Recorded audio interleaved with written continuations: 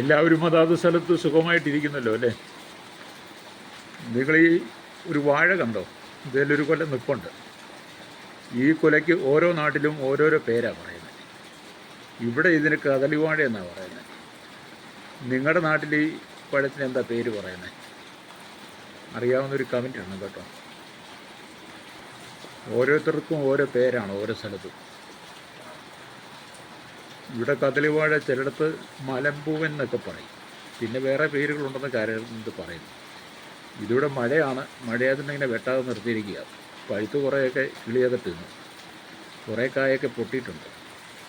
ഇന്ന് ചിലപ്പം വെട്ടുമായിരിക്കും. നമ്മുടെ അടുത്ത വീട്ടിലെ പറമ്പിൽ നിൽക്കുന്നതാണ്. ധർമ്മോസ് കണ്ടിട്ടുണ്ടല്ലോ അല്ലേ? ഇവിടെ ധർമ്മോസ് എന്നാണ് പറയുന്നത്. ഓമയ്ക്ക അല്ലെങ്കിൽ പപ്പായ എന്നൊക്കെ പറയും.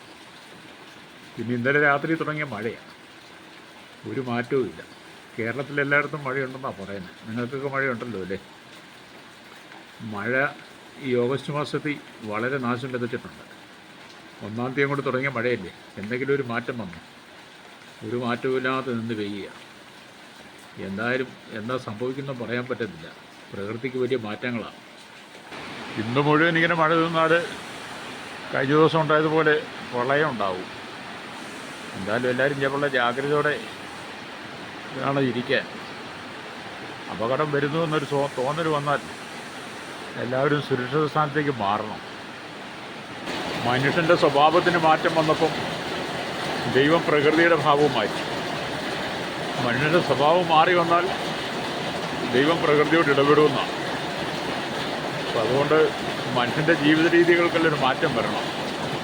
തമ്മിലടിയും കലഹങ്ങളും ഒക്കെയാണ് എല്ലായിടത്തും. പരസ്പരം കുടുംബത്തിൽ പോലും സ്നേഹമില്ല. എങ്ങനെ സ്നേഹിക്കാനാണ്? തമ്മിലടിച്ചും വഴക്കുണ്ടാക്കിയും.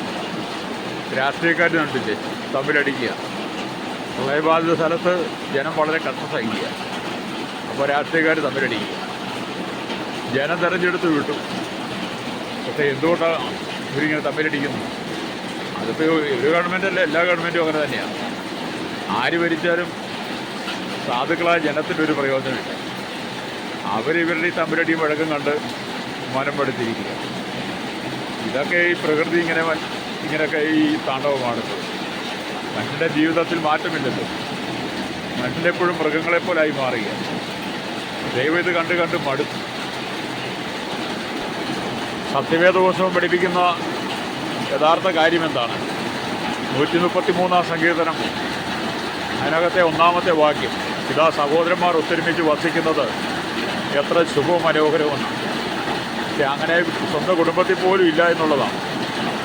അങ്ങനെ കലഹം എല്ലായിടത്തും വരികയും പ്രശ്നങ്ങളായി. അപ്പോൾ ദൈവം അടുത്തെന്നാണ് എനിക്ക് തോന്നുന്നു. മനുഷ്യനൊക്കെ ഒന്ന് മാനസാന്തരപ്പെടണം ഈ കാലഘട്ടത്തെങ്കിലും. ഈ മഴ ഇത്ര ഉണ്ടായിട്ടും ബീവറേജിൻ്റെ പടിക്ക് ഒരു കുറവുമില്ല. എന്നാക്കിയോ ഇഷ്ടംപോലെ മനുഷ്യൻ കുടിക്കാൻ പൈസയുണ്ട്, വീട്ടിൽ അരി മേടിക്കാൻ പൈസ. അതാ സ്ഥിതി. അപ്പോൾ ഇങ്ങനെയൊക്കെ മഴ വരാതിരുന്നാൽ എങ്ങനെ പറ്റും? എല്ലാവരും ഒരുപാട് ഇതിനെ കഷ്ടം സഹിക്കുന്നുണ്ട്. നമുക്ക് അവരെയൊക്കെ ഓർത്ത് പ്രാർത്ഥിക്കാം. ഒരു ചെറിയ കൂട്ടം നല്ല ആളുകളുണ്ട്. ഒരു ചെറിയ കൂട്ടം ദൈവത്തെ അറിഞ്ഞ് ഭയപ്പെട്ടും ഈ മഴക്കാലത്ത് കഷ്ടം സഹിക്കുന്നവരുണ്ട്. അവരെയൊക്കെ ഓർത്ത് നമുക്ക് പ്രാർത്ഥിക്കാം. അടുത്തൊരു വീഡിയോ ആയിട്ട് നമുക്ക് വീണ്ടും കാണാം.